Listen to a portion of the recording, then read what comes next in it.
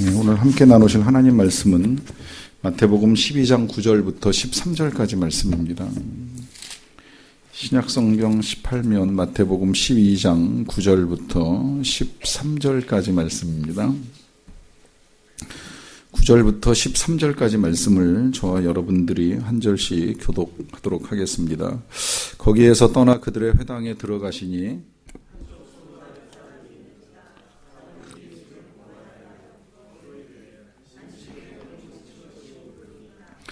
예수께서 이르시되 너희 중에 어떤 사람이 양 한 마리가 있어 안식일에 구덩이에 빠졌으면 끌어내지 않겠느냐.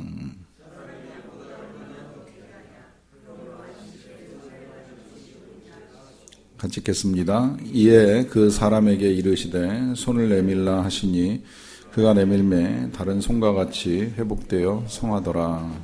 아멘. 점심에 교역자들하고 식사를 하고 나서 이 교인 경영하는 카페에 가서 커피 잠깐 마시고 이제 오는 일이 있었는데 이제 그런 말씀 하시더라고요. 한 해 동안 작년 한 해 동안에 거의 주일에 쉬어보지 못하셨다 이제 그런 말씀을 하시더라고요. 듣는 순간에 제가 즉각 보인 반응은 왜 주일에도 일을 하시느냐라고 이렇게 말씀을 드리다가 깜짝 놀랐어요. 왜냐하면 오늘 다루는 주제가 제가 오전에 다루었던 게 지금 다루는 내용하고 똑같은데 주일날 일하는 거 가지고 함부로 말하면 안 되는데 이제 그 설교를 하고 나서 이제 곧바로 제가 주일날 일하는 문제를 다루는 저 자신을 보면서 좀 놀란 겁니다. 여러분은 이 문제를 어떻게 생각하시는지 모르겠어요. 이 주일날 일하는 거, 뭐 주일날 돈 쓰는 거, 주일날 여행 가는 거, 이제 이런 것들에 대해서 우리가 좀 보니까 사람들마다 생각이 좀 다 다른 것 같아요. 특히 또 주일날 이 예배에 올 때에 이 복장을 보면 뭐 정장하고 오시는 분도 계시고 캐주얼하게 오시는 분도 계시고 집에서 그냥 그대로 지내시다가 나오신 것 같은 분들도 계시고 다양한데 이제 이런 상황들을 접할 때 이제 각자의 마음 속에 나름대로 생각이 조금씩 다 다르지 않나 이제 하는 문제를 가지고 이제 생각을 해 보게 됩니다. 오늘은 이제 그 문제를 이 하나님 나라 관점에서 오늘도 이제 비유를 통해서 저하고 여러분들이 이제 보게 되는데요. 오늘은 하나님 나라를 좀 이렇게 여러분들이 이해를 하고 가셨으면 좋을 것 같아요. 이걸 또 바꿔야 될 것 같은데, 전도사님 배터리 좀 바꿔주세요. 이 하나님의 나라에서 우리가 가장 중요한 건 이제 하나님의 나라 백성으로 사는 건데요. 일단 하나님 나라의 그 왕은 하나님이시잖아요. 이 왕을 하나님이 나중에 이제 예수님한테 모든 권한을 위임하셔서 예수님이 그 하나님 나라의 왕으로 이제 일하시는 건 틀림이 없는데 백성은 구약에서는 이스라엘 사람들이었었고요. 신약에 와서는 이제 그리스도인이 하나님 나라 백성 아닙니까? 이건 뭐 굳이 설명을 안 해도 될 것 같고요. 그 다음에 이제 우리가 봐야 되는 것이 하나님 나라의 통치 방식인데 예를 들면 대한민국 그러면은 이 통치 방식이 이제 3권으로 분립이 되어서 대통령과 국회와 그다음에 이제 법원이 통치의 역할과 기능을 나눠 가지고 이제 나라를 다스리는 일을 하게 됩니다. 하나님 나라의 통치 방식은 크게 이제 4가지로 쭉 이루어져 왔어요. 그것이 하나는 성전이고 하나는 제사고 하나는 이제 안식일이고 하나는 율법입니다. 이걸 이제 소위 말하는 표현대로 하면 이스라엘을 떠받치고 있는 4개의 기둥이다라고 이야기를 하는데 참고로 설명하자면 공간적으로 하나님을 만나는 장소가 되고 죄를 해결해야 하나님을 만날 수 있기 때문에 이제 제사를 드리게 되고 이제 안식일은 이제 시간적으로 구분해서 하나님을 만나는 시간으로 이제 따로 떼어놓기를 하나님이 원하셨고 이제 율법은 그야말로 이제 하나님 나라 삶의 뭐 원리라고도 할 수 있고 방식이라고도 할 수 있는데 말씀을 통해서 하나님이 하나님 나라 백성이 어떻게 살아야 되느냐라고 하는 걸 이제 가르치는 법조문 같은 내용이라고 보셔도 틀리진 않을 것 같아요. 신약에 와서는 이제 조금씩 바뀌기는 했어요. 교회로 바뀌고 예배로 바뀌고 그 다음에 주일로 바뀌고 복음으로 바뀌기는 했는데 기둥 자체가 이제 똑같이 4개로 자리를 잡고 있는 건 이제 크게 달라지지 않았습니다. 문제는 이제 이게 이 바뀌는 과정 중에 예수님께서 이 안식일을 깨뜨리고 율법을 깨뜨리시는 것 같은 행동과 말씀들을 하시다 보니까 이걸 붙들고 살아왔던 이스라엘 백성들, 그 가운데서도 철저하게 이걸 붙들고 살려고 애를 썼던 바리새인들이 당황하기 시작을 하는 거죠. 왜 이걸 흔들고 계시나, 이제 여기서 충돌이 나기 시작을 하는 겁니다. 그리고 이 충돌 가운데 바리새인들은 예수님을 죽이기로 결정을 하고, 예수님은 그거와 상관없이 계속해서 마치 안식일을 깨뜨리고 율법을 깨뜨리는 것 같은 이제 행동과 말씀 취하시는 것을 우리가 볼 수 있겠는데요. 본론과 결론으로 들어가기 전에 이 통치 방식을 놓고 먼저 조금 이야기를 나누면 더 좋을 것 같아요. 이 율법이 궁극적으로 지향하는 바를 이제 우리가 알아야 되는데, 궁극적으로 지향하는 바는 이 율법이나 원리가 아무리 하나님께서 우리에게 말씀하시고 선포하시고 우리의 삶의 강령으로 주신 내용들이라고 하더라도요, 이 율법을 순종하지 아니하면 아무 의미가 없습니다. 우리가 그 말씀을 여러분들이 자주 들으실 터인데, 말씀을 듣는 것보다 중요한 건 행하는 거잖아요. 야고보 사도도 그런 경고를 했어요. 너희가 듣기만 하고 행하지 아니하여 자신을 속이는 자가 되지 말라. 듣는 걸로 믿음이 생기는 건 틀림이 없는데, 듣고 행하지 않으면 들은 것 때문에 내 믿음이 좋다는 착각을 할 가능성이 크다는 거예요. 그건 자신을 속이는 일이 될 수 있으니까 듣는 걸로 자신을 속이지 않도록 하라라고 하는 당부를 합니다. 그 말은 뒤집으면 말씀을 들었으면 순종을 해야 된다는 거예요. 행해야 된다는 겁니다. 그런데 바리새인들은 이 순종을 잘하기 위해서 어떻게 하면 하나님의 말씀을 제대로 이행하고 행할 수 있을까라고 하는 고민 끝에 이 율법을 더 세분화시키고 더 자세하게 이제 만들어가는 작업을 해왔죠. 그런데 그 일이 예수님하고 충돌이 나는 거예요. 왜 충돌이 날까요? 이 근본 이유가 무엇일까요? 그 근본 이유는 이 순종에 가장 중요한 요인 하나가 빠진 겁니다. 그게 뭐냐면 사랑이라고 하는 거예요. 사랑. 이 사랑은 하나님을 향한 사랑이고 이웃을 향한 사랑이에요. 뭐 자기를 향한 사랑은 뭐 말 안 해도 사람이 본능적으로 가지고 있기 때문에 굳이 이제 말 안 해도 상관없는데, 어쨌든 이 순종을 왜 하느냐라고 했을 때 이 순종을 통해서 내가 이렇게 법을 잘 지키는 사람이야, 내가 이렇게 하나님의 말씀을 잘 이행하는 사람이야 라고 드러내려고 한다 그러면 그게 이제 지금 사랑 없는 순종이 되는 거예요. 왜 순종하냐라고 했을 때에 그 순종은 정말 하나님을 너무 사랑해서, 그리고 하나님이 사랑하시는 백성들을 너무 사랑해서 나도 사랑할 수밖에 없는 그 순종에 근거한 사랑이어야 된다고 하는 것입니다.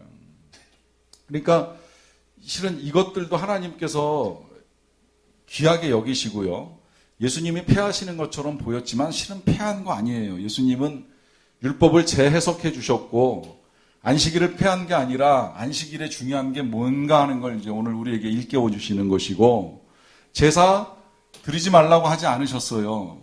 제사가 중요하기는 한데 그 제사가 사랑 없는 제사라면 의미가 없다고 말씀하신 것이고, 성전을 뒤집어 엎으시기는 했지만 그렇다고 해서 예수님이 성전 전체가 무용하다고 말씀하시는 일은 없었습니다. 중요한 건 하나님이 귀하게 여기시는 걸 우리도 귀하게 여길 수 있어야 된다는 거예요. 사실은 우리의 믿음이 그렇게 그래서 많이 표현되고 드러나요. 하나님이 아끼시는 걸 아끼시면 돼요. 하나님이 교회를 사랑하시면 여러분도 교회 사랑하시면 되고, 하나님이 말씀을 사랑하시니까 말씀을 사랑하시면 되고, 하나님이 주의 종들을 사랑하시니까 뭐 주의 종들도 사랑하시면 좋을 것이고요. 그 다음에 하나님이 주의를 귀하게 여기시니까 그날을 우리도 귀하게 여기면 되는 겁니다. 그런데 이제 문제는 뭐냐면 내가 그런 것들을 사랑하고 귀하게 여기다가도 또 자칫 잘못하면 내 사랑이 커지고 내가 이걸 귀하게 여기는 마음이 커지다 보면 내 맘 같지 않은 사람들을 교회 안에서 만나게 되거든요. 이제 만나면 이제 거기서부터 어느새 우리의 사랑은 식어버리고 이제 날아가 버리는 일들이 일어나게 됩니다. 그리고 자칫 잘못하면 우리도 바리새인 같은 이제 태도를 취할 수 있는 일들이 일어나는 거예요. 예는 여러 가지가 있지만 이제 그 다 말씀드리기는 좀 그런 것 같고, 예수님의 예를 가지고 한번 볼게요. 9절에 보시게 되면 예수님이 거기에서 떠나서 그들의 회당에 들어가셨다 그래요. 요 거기라고 하는 요 장소를 조금 눈여겨볼 필요가 있는 것이, 이 거기는 요 본문 속의 거기는 밀밭입니다. 근데 이 밀밭이 어떤 밀밭이냐면 예수님의 제자들이 안식일에 들어가서 이삭을 손으로 비벼서 먹은 밀밭입니다. 이 안식일에 이삭을 손으로 비벼서 먹었다는 건 타작을 했다는 거고, 타작은 당시에 안식일에 절대 해서는 안 되는 노동을 지금 제자들이 한 거예요. 이제 그걸 하다 보니까 바리새인들이 그걸 보고 어떻게 안식일에 일을 하느냐라고 하는 시비를 해요. 여기서 이 예수님의 제자 때문에 이제 예수님이 이 바리새인들과의 논쟁에 휘말리는 일이 있게 되는데, 그 논쟁 속에 예수님이 기가 막힌 예를 한 가지, 이제 실은 두 가지를 이제 말씀하시죠. 하나는 뭐냐면 그 옛날에 다윗이 이 도망을 다닐 때에 같이 함께한 사람들과 함께 성전에 들어가서, 당시 사실 성전은 아니고 이제 성소라고 해야 될 것인데, 하나님의 전에 들어가서 제사장들만 먹을 수 있는 음식을 먹은 일이 있지 아니하냐 이제 하는 말씀을 하시는 겁니다. 실제로 그런 일이 있었어요. 다윗이 사울왕에 쫓겨가지고 도망을 다니다가 너무 배가 고프고 굶어서 먹을 수가 없는 상황에 직면했을 때에 성소에 이르게 돼가지고 그 성소에서 제사장한테 혹시 먹을 게 있느냐 그러니까 지금 당장 줄 건 없는데 늘 성소 안에 이렇게 바꿔놓는 12덩어리의 떡이 있는데 그 떡 빼낸 게 있으니까 이것을 먹으려면 먹어도 좋다 이제 얘기하는 겁니다. 근데 원칙적으로 율법에는 제사장이 아니면 못 먹게 돼 있는 떡이에요. 레위지파만 먹는 떡이에요. 그런데 이거 먹을 수 있겠느냐 하니까 다윗이 그걸 달라 그래가지고 자기도 먹고 제자들도 나누어서 이제 주는 일이 있었습니다. 더군다나 이제 여기다가 또 한 가지 예수님이 뭐라고 말씀을 하시냐면, 안식일에 일을 안 하는 거는 맞는데 그러면 안식일에 성전 안에서 일하고 있는 제사장들은 그럼 뭐냐? 그들은 갖고 온 재물을 날르기도 하고 그걸 태우기도 하고 태운 걸 가지고 나서 이제 하나님께 들어가는 일도 하고 나오는 일도 하고 이제 그러는데 이건 일하는 게 아니고 그럼 뭐냐 이제 이러면서 예수님이 안식일이라고 해서 무조건 아무것도 안 하는 것이 아니다라고 하는 이제 말씀을 이제 하시고 난 다음이에요.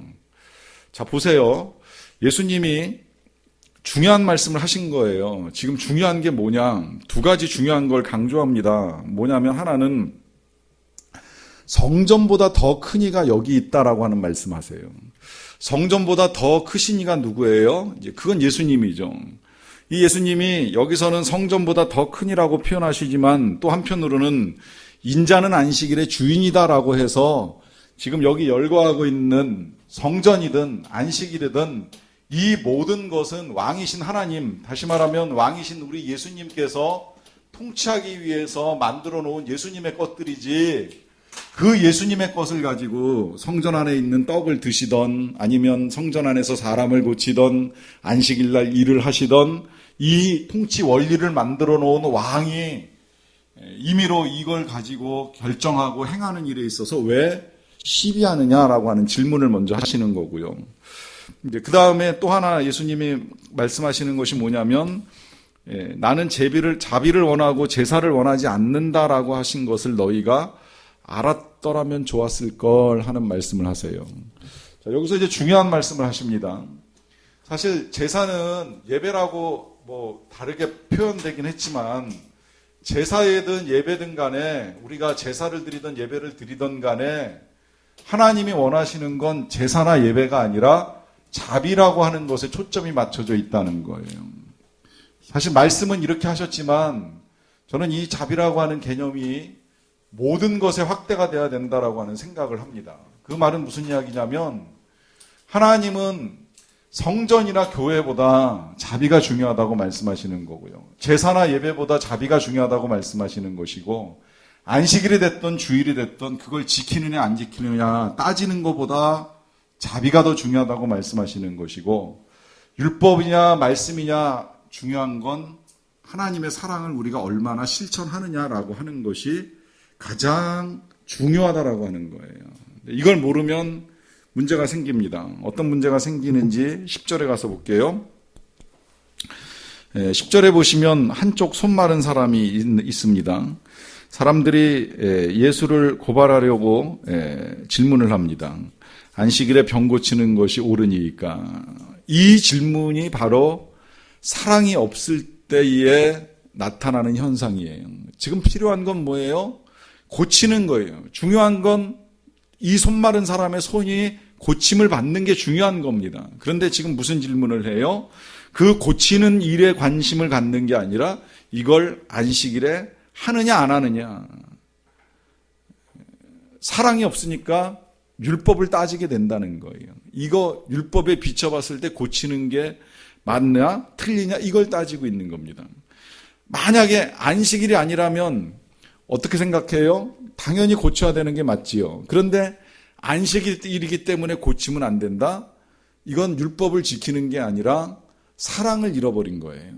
사랑을 잃어버려서 이걸 해도 되느냐 마느냐 하는 문제를 가지고 따지는 일이 일어나게 되는 거죠. 자, 그렇게 이 사람들이 질문을 하니까 예수님께서 이제 오늘 우리가 보는 비유를 말씀하시는 겁니다. 11절 말씀입니다. 예수께서 이르시되 너희 중에 어떤 사람이 양 한 마리가 있어서 안식일에 구덩이에 빠졌으면 끌어내지 않겠느냐 그래요. 자, 예수님이 지금 이 질문을 대응하는 방식도 우리가 기왕이면 조금 배우면 좋을 것 같아요.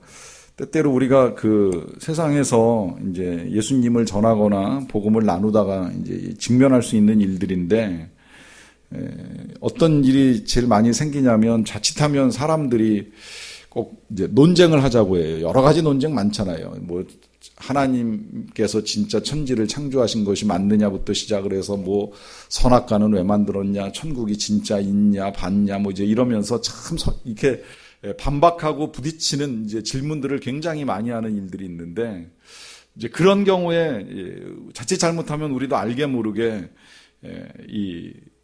그걸 가르쳐주고 반박하기 위해서 이제 논쟁에 휘말리는 경우들이 종종 있습니다. 여러분, 이 전도할 때 논쟁으로는 절대 상대방을 구원할 수 없다는 걸 잊지 마시기 바랍니다. 논쟁에서 상대방이 내가 전하는 말을 다 듣고 들어보니 당신 말이 맞습니다 하면서 예수 믿기로 결정할 사람은 거의 없다는 거예요. 논쟁하는 사람은 논쟁을 하기 위해서 논쟁을 하는 것이지 들어보고 그것이 진리이면 내가 믿고 교회를 다녀야 되겠다라고 생각해서 논쟁하는 사람은 없다는 거예요. 벌써 그럴 사람 같았으면 교회 와보죠. 와서 들어보죠. 그런데 논쟁을 하는 건 들을 마음이 없는 것이고 믿을 마음이 없는 거예요. 그러다 보니까 사실은 그런 논쟁을 피해가는 데 있어서 상대방의 논리에 반박 논리를 만드는 것보다 지금 예수님이 비유 한마디 양이 구덩이에 빠졌으면 어떻게 할 거냐라고 하는 이 사건 하나를 가지고 던지면서 문제를 풀어나가시잖아요.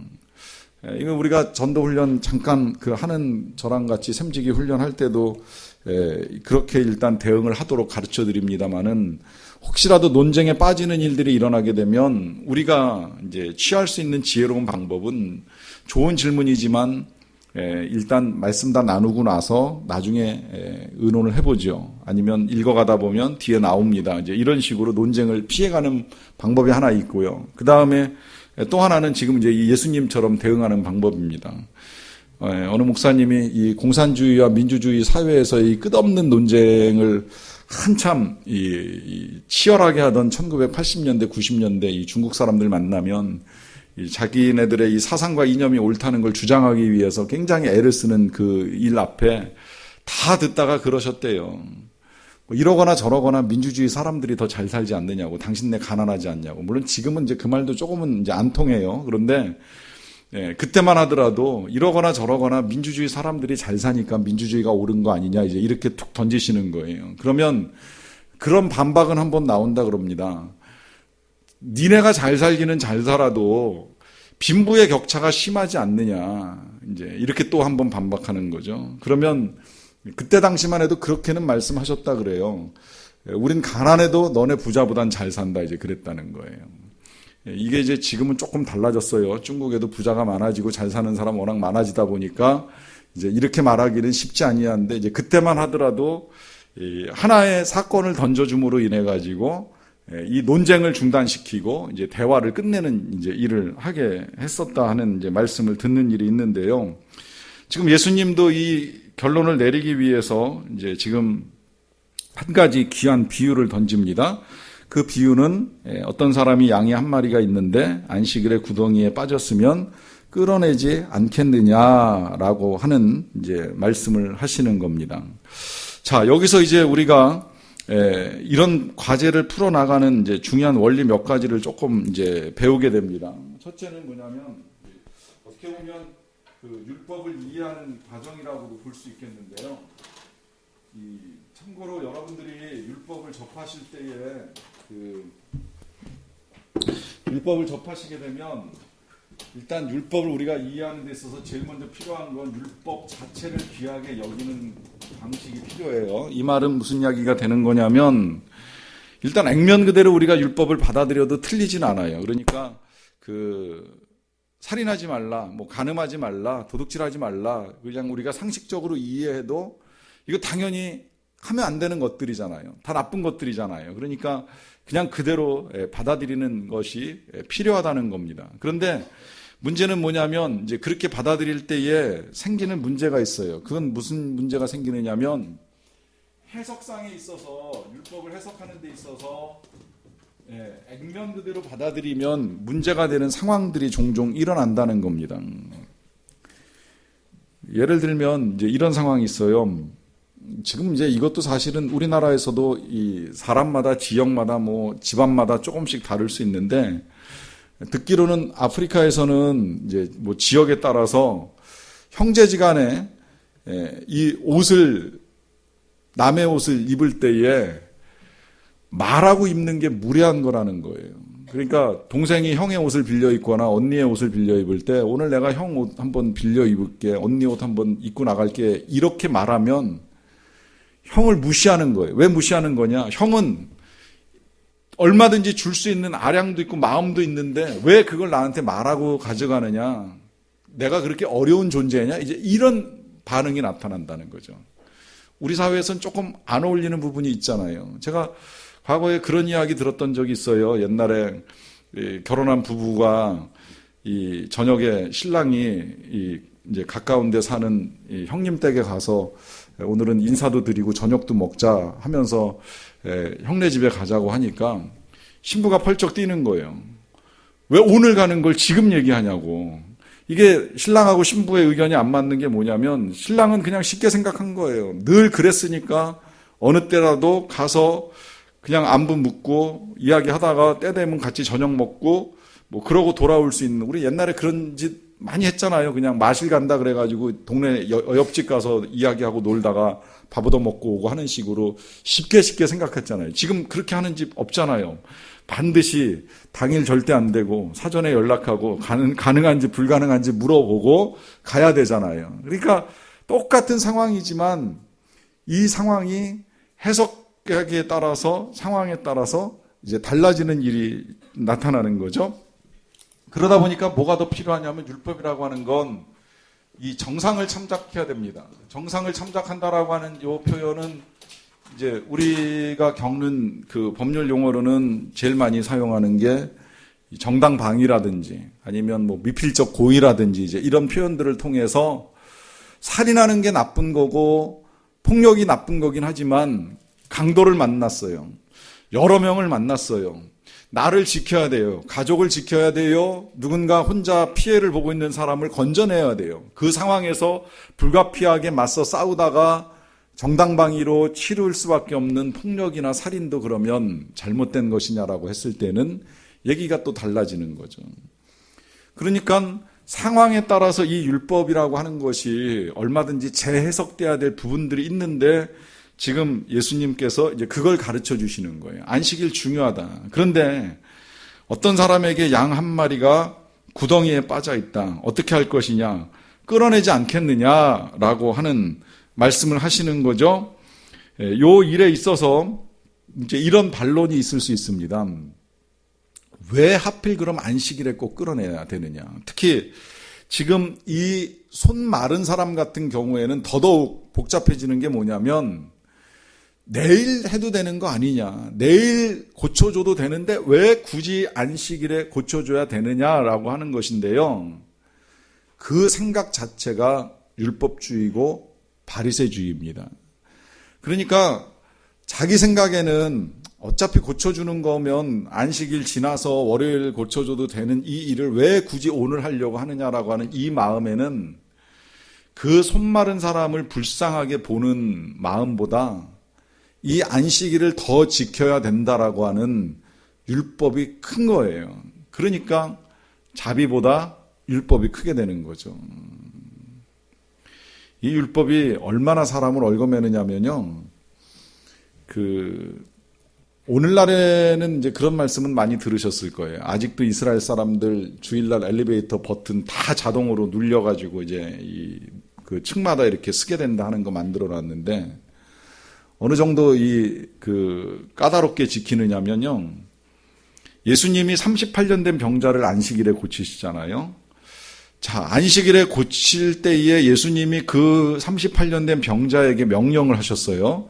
일어나서 내 자리를 들고 걸어가라 그랬어요. 사실은 이 환자가 자리에서 일어나거나 일어난 다음에 걸어가는 걸음이 일정한 거리를 넘지 아니하면 문제가 되지 않아요.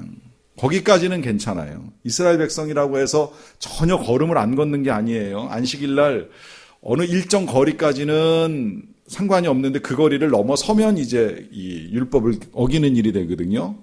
그러니까 일어나서 걸어가라 그랬으면 되는데 문제는 뭐냐면 예수님이 일어나서 네 자리를 들고 걸어가라 그러셨잖아요. 그러니까 이 사람이 누워있다가 고침받고 벌떡 일어났는데 명령 따라서 자리를 둘둘둘 깔고 있었던 자리를 둘둘둘 말아가라. 이걸 들고 가니까 이게 이제 일이 되는 거예요.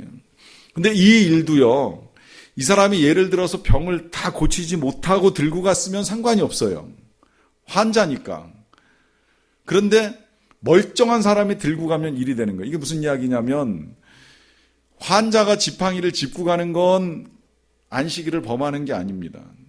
그런데 건강한 사람이 지팡이를 짚고 가면 이건 물건을 들었기 때문에 안식일에 노동이 되는 거예요. 웃기죠? 마찬가지로 이 환자가 환자일 때 이 자리를 들고 왔다 갔다 했으면 상관이 없는데 고침받고 나서 자리를 들고 일어나서 걸어가니까 율법 어겼어 이제 이러면서 따지기 시작을 하는 거죠. 이 따지는 것이 어디까지가 발전할 수 있는 거냐면 안식일에 구덩이에 양이 빠졌어요. 자, 이 양을 건져내야 된다라고 생각하는 상식적인 이유는 뭐예요?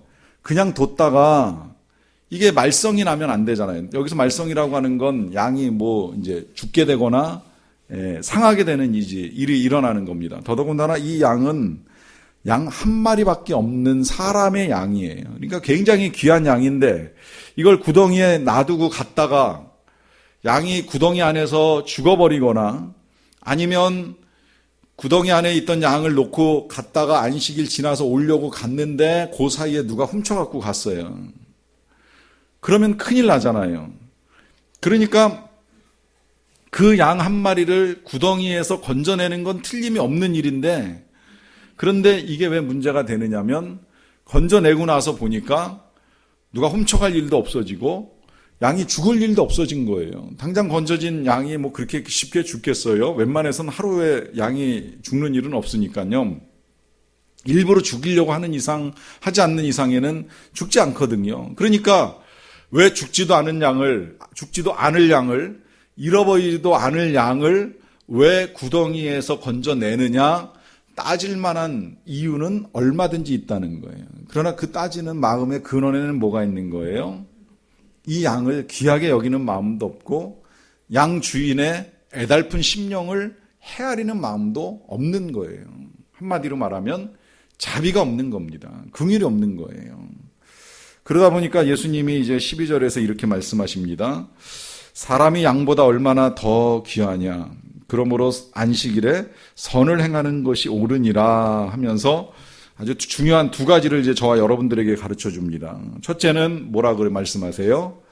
사람이 양보다 얼마나 더 귀하냐. 우리 예수님이 이 하나님 나라 비유를 말씀하시는 과정 중에 보면 지금 오늘은 이 통치에 입각해서 어떤 통치가 이루어지고 그 통치가 이루어지는 과정 중에 필요한 게 뭐냐 이렇게 보여주시지만 실은 그 통치는 백성들을 위한 통치고 이 백성들을 사랑하는 하나님의 마음을 우리에게 전해주기 위해서 비유를 하실 때 우리가 요전주에 본 게 그거잖아요. 참새와 머리털 보여주시면서 뭐라고 말씀하세요? 너희는 많은 참새보다 귀하니라. 한 마리의 참새도 하나님의 허락 없이 떨어지는 일이 없는데 돈 한 푼에 2마리씩 팔려나가는 참새일지라도 하나님의 허락하지 아니하시면 절대 떨어지는 법이 없는데 하물며 너희일까 보냐? 너희는 많은 참새보다 귀하다라고 하면서 하나님 나라 백성이 얼마나 귀한지 이 그리스도인이 얼마나 존귀한 인생인지를 한번 일깨워 주셨는데 오늘 또다시 뭐라고 말씀하세요? 사람은 양보다 귀하다. 사람은 양보다 귀하다는 이 말씀이 뭐예요? 어떤 율법도 사람을 미워하거나 판단하거나 정죄할 수 있는 율법은 없다는 거예요. 그 사람이 그 율법을 어겨서 범죄하는 일이 일어난다고 하더라도 그를 향한 사랑을 잃어버려서는 안 된다는 걸 말씀하시는 겁니다. 그러면서 하시는 말씀이 안식일에 선을 행하는 것이 옳다라고 하는 이 말씀을 통해서 한 번 더 강조하시는 거죠. 여기서 이 안식일에 중요한 게 이제 뭔지가 좀 더 명백해졌어요. 그건 뭐예요? 안식일에 선을 행하는 게 중요하다는 거죠. 이 선을 행하는 건 뭐가 선을 행하는 거예요? 사랑을 베푸는 거예요. 자비를 베푸는 게 선을 행하는 거예요. 이거보다 더 중요한 건 없다는 거예요. 안식일을 지키느냐 못 지키느냐가 중요한 게 아니라 안식일에 사랑을 잃어버리면 자비를 잃어버리면 아무 소용이 없다는 거죠. 그렇게 보기 때문에 실은 안식일에 교회에서도 일하는 사람 생각보다 많아요. 뭐 교역자들은 말할 것도 없거니와 더 귀한 건 정말 주일날 교회 와서 뭐 이렇게 저렇게 봉사하시는 분들 많잖아요. 뭐 성가대로, 주방으로, 안내로, 방송으로 하여튼 여러 가지 봉사들을 많이 하시는데 이게 어떻게 보면 다 일이잖아요. 근데 그 일을 왜 안식일날 교회 와서 할까요? 남들처럼 정말 쉽게 예배드리고 갈 수도 있는데 시간 내어 준비하고 섬기고 수고하고 하는 일들을 하는 이유가 뭐예요? 그 안에 선이 있어요. 사랑이 있는 거예요. 하나님을 향한 사랑이 있는 거고 내가 섬겨 누군가를 유익하게 하는 사랑이 있기 때문에 이 일을 하는 거예요. 또 바꿔서 생각해보면 사랑 없이 한다고 하면 이건 참 안타까운 일이 될 수밖에 없는 거예요. 열심히 안식일을 지키기도 하고 봉사도 하고 수고도 하지만 그 안에 아무런 애정이 없이 이 일을 진행해가고 있다라고 하면 이 일은 정말 안타까운 일이 될 수밖에 없는 거죠. 그러니까 예수님이 분명하게 가르쳐 주십니다. 안식일에 선을 행하는 것이 옳으니라 하면서 결국 이 선이라고 하는 건 하나님을 향한 우리의 마음을 드리는 것이고 또 이웃을 향한 자비와 긍휼을 베푸는 일인데요. 자, 그 일이 이제 나타나는 이제 결정적인 현장을 오늘 마지막 절에서 예수님이 우리에게 보여주십니다. 보시면 이에 그 사람에게 이르시되 손을 내밀라 그래요. 그러니까 그가 내밀매 다른 손과 같이 회복되어 성하게 되는 역사가 나타납니다. 자, 손을 내밀라는 명령은 짧은 명령이긴 합니다만은 똑같은 명령도요. 받아들이기에 따라서는 이게 쉬운 명령이 아닐 수도 있다는 거예요.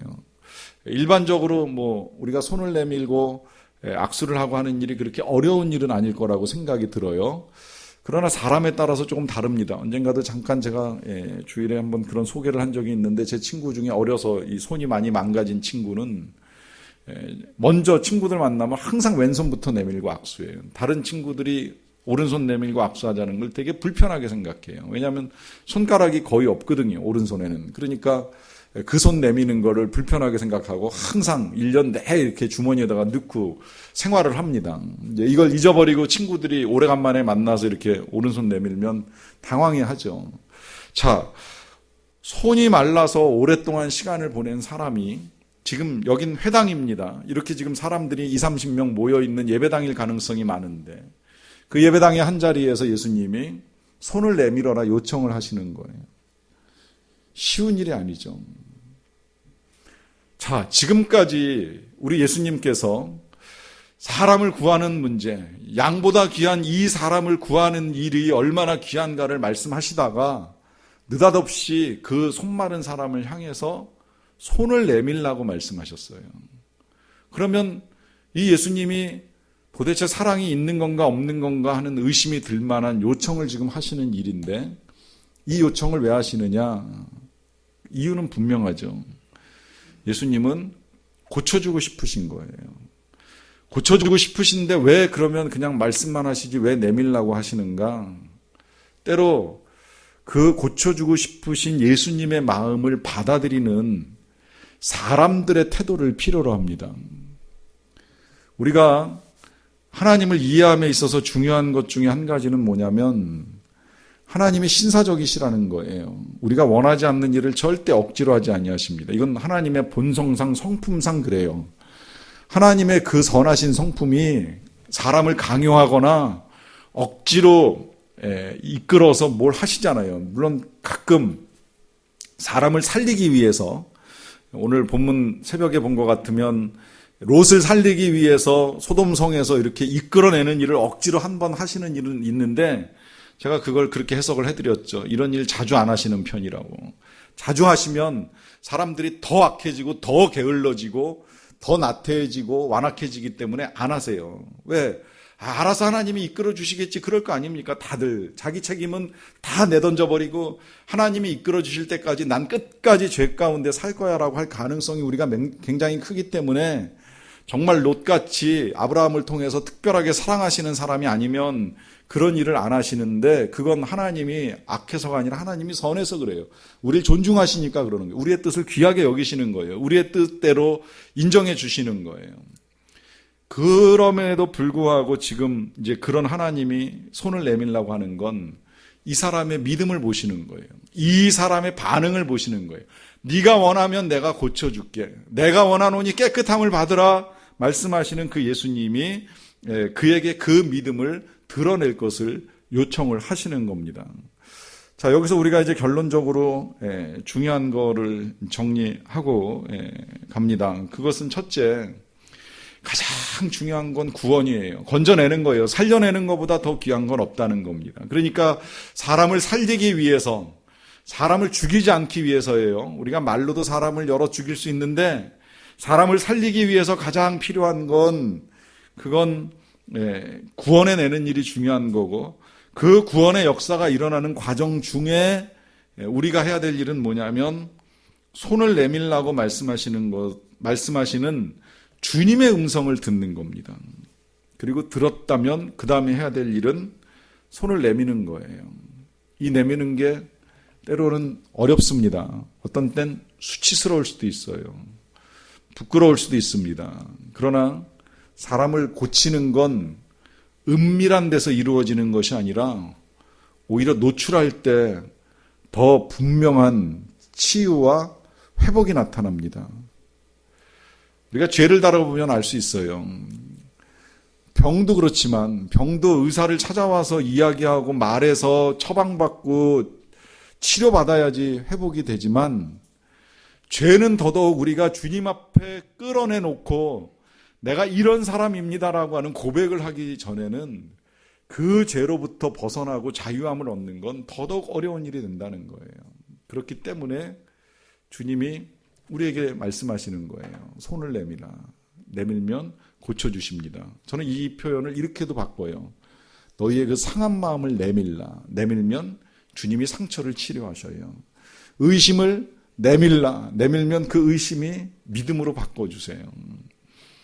우리의 소원을 내밀 때 하나님이 그 소원함 가운데 역사하시는 하나님이시라는 겁니다.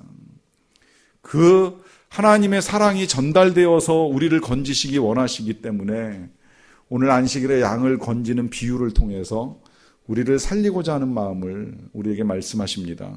오늘 그 주님에게 우리에게 필요한 것이 있다면 내밀고 건짐받고 치유받고 회복되는 저와 여러분들이 되시기를 간절히 축원합니다.